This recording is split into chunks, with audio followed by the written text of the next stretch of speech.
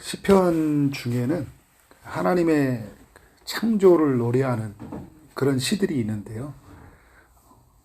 시편 8편은 그 중에 하나예요. 다윗이 지은 시죠. 이스라엘 사람들이 많이 부르는 시다.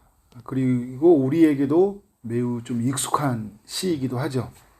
그러니까 이 시로 이제 박정호 씨가 이렇게 노래를 이렇게 불렀기 때문에 더 많이 우리에게는 좀 익숙해져 있는 것 같아요. 그 찬양 아시죠? 여호와 우리 주여, 그 아시죠? 되게 은혜롭습니다.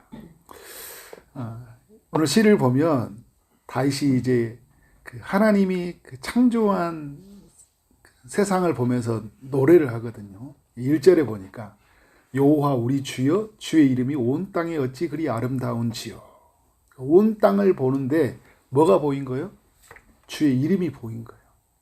주의 이름이 보인다는 것은 그 하나님의 그 존재 그 자체가 보인다라는 거예요. 하나님이 드러나지 아니한 곳이 없잖아요. 산으로 가도 들로 가도, 그렇죠? 이 모든 우리의 눈에 보이는 곳 곳곳이 다 하나님을 드러내는 그런 것으로 우리가 볼 수가 있어요. 그래서 다윗이 어찌 그리 아름다운지요 라고 이제 고백을 하고 있는 거예요. 지금 여러분 우리가 창조된 세상이 많이 파괴되었잖아요. 또 인위적으로 만든 게 많아요. 가공품이 많아요. 그런데도 불구하고 자세히 보면 그 하나님의 지으신 세계가 너무 아름답다라는 거죠. 근데 여러분 창조 때는 얼마나 아름다웠겠어요. 이 땅에 죄가 들어오기 전에 에덴 동산에서 그때 그 아름다움은 이루 말할 수 없이 컸을 것 같아요. 우리가 처음으로 돌아간다라는 것은 뭐냐면요, 세상은 점점 악해져 가고 파괴해져 가거든요. 그러니까 이전으로 처음으로 돌아간다 할 때는 매우 아름다운 상태로 돌아간다라는 거예요. 다윗이 주의 영광이 하늘을 덮었나이다 라고 고백을 하고 있어요. 하늘을 보는데 뭐가 보이는 거예요? 하나님의 영광이 보이는 거예요. 3절에서 보니까 다윗은 달과 별들이 있는 하늘을 보는데 이것은 누가 만든 것이라고 그래요? 주의 손가락으로 만들었다.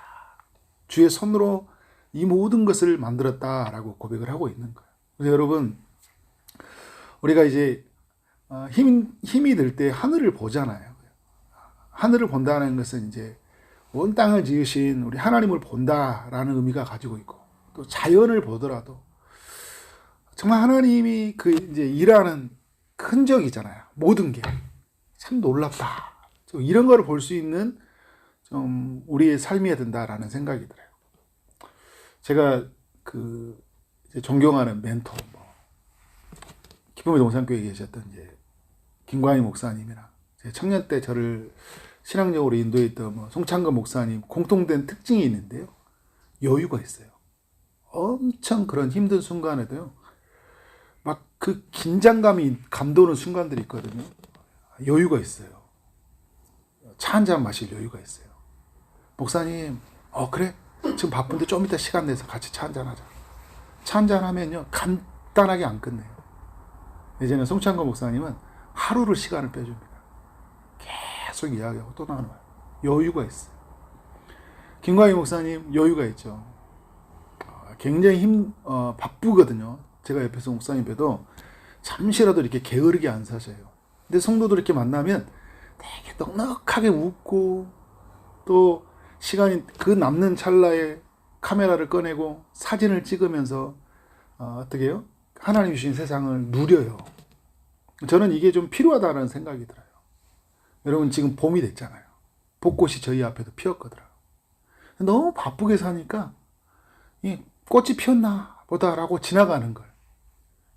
벚꽃은 뭘 우리에게 알려주는 거예요? 봄이 되었다라는 걸 알려준 거거든요. 벚꽃을 보면서 봄이 되었구나. 우리의 추운 날이 지나갔구나. 겨울은 또 지나갔구나. 그죠? 두껍게 입었던 옷들이 이제 농 속으로 들어갈 때가 가까웠구나. 이 봄날에 하나님이 나한테 행하실 일이 무엇일까 하고 이렇게 벚꽃을 보고 좀 구경도 하고 마음의 여유를 찾고, 그죠? 그런 삶의 우리 이야기가 있어야 되는데 그렇지 못해요. 너무 일 중심이다든지, 그죠? 너무 목적 중심이에요. 뭔가를 해내야 되겠다는 그런 것들이 있다 보니까 하나님이 지은 세상을 보지 못해요. 그걸 보면서 우리 뭘 봐야 됐대요? 벚꽃을 피어나게 하신 하나님의 손길을 봐야 되는 거죠. 여러분, 꽃들 중에서도 이렇게 가을을 알리는 꽃이 있잖아요. 봄을 알리면서 화려하게 피고 사라지는 꽃들이 있는 거예요. 진달래, 개나리, 벚꽃은 화려하게 피고 봄입니다 하고 사라져요. 마치 예수님을 알리는 세례 요한처럼 예수님이 오십니다 하고 사라져 버리잖아요. 그런데 백꽃, 감꽃 이런 꽃들은요, 가을에 맺혀질 열매를 보여주는 거예요. 그래서 여러분, 이제 감꽃을 피면서 우리가 뭐 보는 거예요? 아, 이제 감이 열리겠구나. 뭘 생각하는 거예요, 여러분? 소망이 생기는 거잖아요. 아무것도 맺혀지지 않는 우리의 삶의 열매 같지만 그 꽃을 보면서 하나님은 반드시 하나님을 따라가는 자, 말씀대로 살아가는 자에게 이런 열매를 주시는구나. 그러니까 그런 걸 보면서 어떻게 하나님의 손길을 봐야 되잖아요. 차 한잔 마시면서 사랑하는 사람들 불러서 대화하고 잠깐 일을 멈추고 잠깐 일을 바라보고 갈 수 있는 여유가 있잖아요. 유튜브로 보는 자연의 세계 말고요. 유튜브로 들려오는 사람들의 이야기 말고 우리 속에 옆에 있는 사람들의 이야기를 들어보자는 거예요. 네, 여러분, 이 2절에 보니까 이게 사람들의 이야기예요. 어떤 이야기냐? 주의 대적으로 말미암아 어린 아이들과 젖먹이들의 입으로 권능을 세우심이요 이는 원수들과 보복자들을 잠잠하게 하려 하심입니다. 주의 대적이라는 것은 하나님을 믿지 않는 자들을 말하거든요. 자신의 힘으로 세상을 사는 자들이에요. 근데 여러분, 이런 사람들이 세상을 다스리는 것 같잖아요.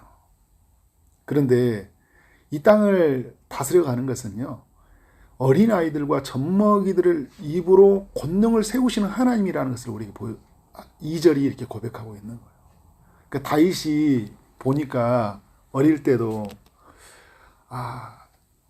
그 농장을 이렇게 양들하고 있었을 때도 보면 어떻게 해요? 사자와 이리와 곰들 이런 짐승이 이 세상을 지배하는 것 같지만, 그죠? 그렇지 않는 삶을 보는 거예요. 하나님이 함께하는 자들을 통해서 이 세상이 움직여가는 걸 봐요. 사울 때 그리고 골리앗 때도 보면 그렇잖아요. 그러니까 하나님은 어떻게 어린 아이들, 젖먹인 이들, 지극히 약한 자들에게 권능을 베푸심으로 말미암아 하나님이 일을 이루어 가셔요. 그래서 이사야 60장 22절은 이렇게 하잖아요. 작은 자가 천을 이루고 약한 자가 강국을 이루다. 고린도전서 1장 27절은 분명히 이야기하죠. 하나님께서 세상에 미련한 것들을 택하사 지혜 있는 자들을 부끄럽게 하신다. 이 하나님의 다스려가는 방식이에요. 그러니까 여러분, 이 세상을 보면서 우리 힘이 있는 세상이 세상을 다스린 것처럼 보이거든요. 그런데 하나님이 허락하신 거지, 그죠? 모든 것은 하나님의 손 안에 있어요. 결국은 만물의 질서를 보존하시기 위해서 어떻게 하나요? 지극히 약한 자들을 세워서 하나님의 일을 이루시는 거예요. 이게 보이는 거예요. 이 세상이 움직이는 거. 그런 면에서 여러분, 우리 한 사람 한 사람은 너무 소중한 거예요. 약하고 정말 우리 작은 한 사람처럼 보이는 이 사람이 통해서 하나님 어떤 일을 이루실지 모르잖아요. 그러니까 우리는 아이들을 보면서 정말 우리가 볼 때는 너무 작은 자처럼 보이지만 저 사람을 통해 일하시는 하나님이 일하시면 뭘까? 창조적인 눈의 관점으로 봐야 된다는 거예요. 그러면 뭐가 나올까요? 노래가 나오는 거예요. 뭐가 없네, 우리는 힘이 없네, 이런 이야기가 안 나오는 거예요. 내게 능력 주신 자 안에서 내가 모든 것을 할 수 있네, 이 사람 안에 계신 하나님이 능히 이루실 수 있네 라는 거예요. 또 우리 자녀들, 우리 가족, 또 우리 이웃들, 정말 하나님이 저들을 통해서 일하심이 얼마나 놀랍게 드러날까? 좀 이런 우리에게 그런 눈이 있어야 되잖아요. 살면서 경쟁의 대상으로, 시기의 대상으로만 생각하지 말고, 그죠? 그 사람이 나한테 뭘 해줬나? 그러면서 평생 아픔을 주며 상처를 준 것 때문에 힘들어하지 말고요. 그거에만 인생을 다 쏟아버리지 마십시오. 근데 저렇게 약한 사람인데 저 사람을 통해 하나님이 일하신다. 나한테는 참 힘들게 하는 부분들이 있었지만 어떤 부분에 가보니까 또 하나님이 저 사람을 통해 참 놀라운 일들을 하시는 거예요. 이런 좀 창조적인 관점에서 사람들을 보고 살아야 돼요, 여러분. 그래, 여러분, 4절에서 다윗이 그렇게 고백하잖아요. 사람이 무엇이기에 주께서 그를 생각하시며, 인자가 무엇이기에, 인자는 예수님을 말한 것보다 사람을 말하고 있어요, 시의 은율상. 무엇이기에 주께서 그를 돌보시나이까. 그러니까 하나님 앞에 인간이 너무 흙으로 빚어진 존재 아니에요, 그죠? 근데 하나님이 나를 생각하고 나를 돌본다라는 거예요. 그러니까 다윗은 하늘을 보고 땅을 보는데 너무 넓은 땅, 너무 높은 하늘, 온 우주에 충만하신 하나님이시잖아요. 근데 땅의 티끌과 같은 나를 생각하는 거예요. 하나님은 많은 우주에 있는 그 별만 해도 수백억 개 아니에요, 그죠? 이런 수백억 개를 돌보시면 바쁘실 것 같잖아요. 어떻게 하나님 그 모든 것을 다 보실 수 있을까? 어떻게 그 모든 것을 다 돌보시고 생각하실까? 하나님은 전지전능하신 분. 우리의 하나님이지만 그 하나님은 나의 하나님이시잖아요. 그 하나님이 나를 돌보고 생각하신다. 그러니까 어린 아이들과 젖먹이들을 통해서 권능을 세우시는 하나님이 나의 하나님이 돼서 나를 생각하고 돌보고 계신 거예요. 너무 큰 기쁨이죠. 근데 여러분 5절에 보니까 하나님이 어떻게 한다? 그를 하나님보다 조금 못하게 하시고, 이건 무슨 말이냐면 우리가 하나님은 아니잖아요. 하나님처럼 되는 건 아니에요. 그런데 하나님의 형상으로 지음받았거든요. 그러니까 하나님이 가지고 있는 속성을 어떻게 공유하는 속성이라고 그래요. 공유적 속성이라는 신학적 용어를 써요. 그러니까 하나님이 가지고 있던 그 인격의 지정의를 인간이 가지고 있잖아요. 알고 느끼고 행하는. 근데 하나님이 우리에게 이런 것들을 주심으로 말미암아 어떻게 해요? 하나님의 안에 있는 그 성품을 우리가 누리게 하는 거거든요. 그런데 오늘 보면 좀 신분적 의미로서 우리에게 의미를 부여하고 있어요. 인간을 영화와 종기로 간을 씌우셨다. 왕에게 마치 화사한 것처럼 하나님이 우리에게 주시거든요. 그래서 여러분, 이게 요한계시록과 다 해설해 보면 우리에게 은혜 안에서 왕 노릇하리라. 왕 같은 제사장으로 어떻게 해요?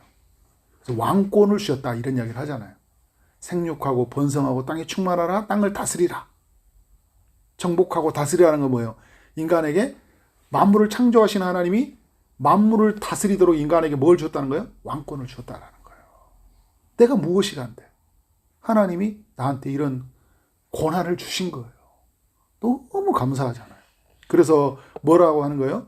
주의 손으로 만드신 모든 것을 다스리게 하시고 만물을 그의 발 아래 두셨으니 곧 모든 소와 양과 들짐승이여 공중의 새와 바다의 물고기와 바닷길에 다니는 것이니라. 여호와 우리 주여, 주의 이름이 온 땅에 어찌 그리 아름다운지요? 라고 이제 다시 이렇게 고백하고 마치고. 그러니까 여러분, 이렇게 하늘을 보고 땅을 보고 이렇게 작은 사람들을 바라보고 또 나를 보고, 그러니까 창조적인 눈의 관점에서 이 세상을 바라보면 노래가 나온다니까요. 조금 우리는 우리의 삶을 이렇게 이게 지금 우리 보이는 것에서 뭐만 보고 사냐면 어떻게 하면 뭐 먹고 사느냐, 어떻게 하면 나를 지켜내느냐, 이런 관점에서만 살아가니까 힘든 거예요.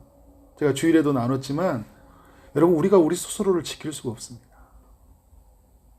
지켜지는 거예요, 여러분. 우리는 우리 삶의 죽음의 문제, 우리 가정의 문제, 미래의 문제를요, 하나님께 맡기고 우린 좀 하나님이 주신 세계를 누릴 수 있어야 돼요. 봄이 됐잖아요, 여러분, 그죠? 봄을 누리세요. 옆에 있는 사람을 누리세요. 누림의 대상으로 생각하세요. 나를 누리세요, 여러분. 근데 치열한 사람들 경쟁 속에 나를 상품으로 대하지 말라는 거예요. 진열된 상품으로. 그러니까 힘들잖아요. 상품으로 대하지 말고 뭘로 대하라고 한가요? 작품으로 대하라고 하잖아요. 하나님의 창조의 작품이잖아요. 작품은 근데 여러분, 이 작품은 대체 불가예요. 그러니까 내가 너무 소중한 거예요, 여러분. 대체 불가하기 때문에. 하나하나를 누리라는 거예요. 그리고 하나님 주신 권세를 가지고 이 땅을 어떻게 하는 거예요? 하나님이 주신 권세를 가지고 다스리고 어때요? 이제 창조 때 잃어버리는 이 만물을 다스리는 권한을 잃어버렸잖아, 아담 이후에. 그런데 예수 그리스도로 말미암아 하늘과 땅의 모든 권세를 가지신 주님이 우리 안에 함께 하심으로 다시 우리에게 왕권을 부여해 주셨잖아요. 그러니까 나는 이런 사람이 예수 안에서. 그러니까 의기소침하지 말고 사람들 속에서 나를 자꾸 증명하려고 하지 말고 하나님 안에서 나를 자꾸 발견하고, 그래서 하나님 중심적으로 살라는 이야기예요. 창조적인 관점에서.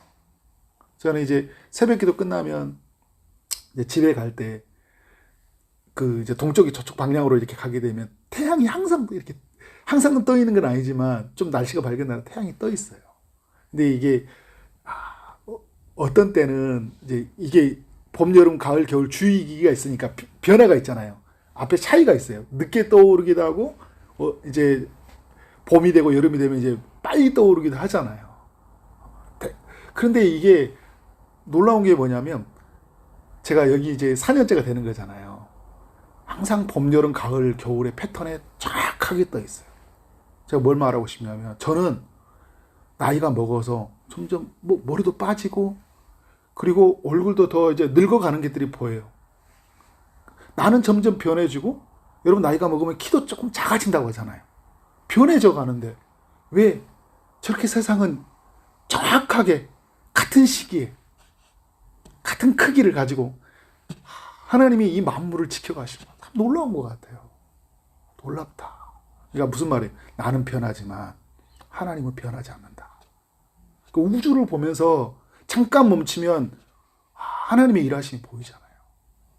그러니까 내가 하나님 편에 서서 나를 바라보게 되고 사역을 바라보고 가정을 바라보니까 내 안에서 뭐가 나오는 거예요? 기쁨이 넘치는 거예요. 미래를 향해서 어떤 마음이 생기는 거예요? 소망이 생기는 거예요. 하나님은 그 자리에 계시다. 하나님은 언제나 나를 도우신다. 언제나 나에게 태양을 비춰주신다. 언제나 하나님은 나에게 봄을 맞이하게 해주신다. 가을에 아름다운 열매를 맺기 위해서 나에게 꽃을 피워서 소망을 갖게 하신다. 만석아, 조지동산교회 누구야? 내가 일할 거야 라는 그 만물의 그 자연 속에 하나님은 자기 자신을 계시해 주시잖아요. 너무나 감사하잖아요. 누리시기 바랍니다. 봄이 되었는데 잠깐 산책해서 벚꽃 하나 볼 수 있는 그런 마음의 여유가 우리 모든 성도들에게 있기를 주의 이름으로 축원합니다. 기도하도록 하겠습니다. 하나님 아버지 감사합니다. 오늘 말씀을 통해 온 땅을 보고 또 하늘에 통해서 하나님의 영광을 보게 하시니 감사합니다. 또 이 세상을 볼 때 힘 있는 자들이 다스리는 것이 아니라 약한 자들을 통해서 강한 자들을 다스리시는 그 하나님의 일하심을 보게 하시니 감사합니다. 우리가 사람이 무엇이간데 우리를 생각하시며 우리를 돌보시나이까라는 그 시인의 고백처럼 하나님 우리 자신을 돌보고 생각하시는 하나님의 일하심들, 우리를 상품으로 보지 아니하고 작품으로 보시는 그 하나님의 관점을 묵상하게 하시니 감사합니다. 우리에게 주신 시간들, 우리에게 허락한 사람들, 우리에게 있는 일 모든 것을 창조적인 관점으로 바라보게 하여 주시고, 그래서 누리게 하여 주시고 섬기게 하여 주시고, 그래서 은혜 안에 살아가는 삶이 되도록 인도하여 주옵소서. 오늘도 여러 기도 이름을 가지고 기도하며 나가는 모든 심령에 주님이 찾아가시고 응답하여 주옵소서. 예수 그리스도 이름으로 기도를 쌓옵나이다. 아멘.